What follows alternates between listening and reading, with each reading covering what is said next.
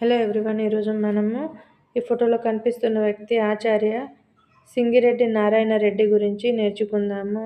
ఈ రాజన్న సిరిసిల్ల జిల్లా హనుమాజిపేట గ్రామంలో జన్మించాడు. ఇతని రచనలు నాగార్జున సాగరం, కర్పూర వసంతరాయలు, మధ్యతరగతి మందహాసం, ద్విపదులు, ప్రపంచ పదులు మొదలైనవి 70కి పైగా కావ్యాలు రాశాడు. సినిమా పాటలకు సాహితీ గుబాళింపు అద్దిన రసహృదయుడు సినారె. ఉస్మానియా విశ్వవిద్యాలయంలో తెలుగు శాఖలో ఆచార్యుడిగా, అధికార భాషా సంఘం అధ్యక్షుడిగా, అంబేద్కర్ సారస్వత విశ్వవిద్యాలయానికి, తెలుగు విశ్వవిద్యాలయానికి ఉపకులపతిగా, వైస్ ఛాన్సలర్గా పనిచేశాడు.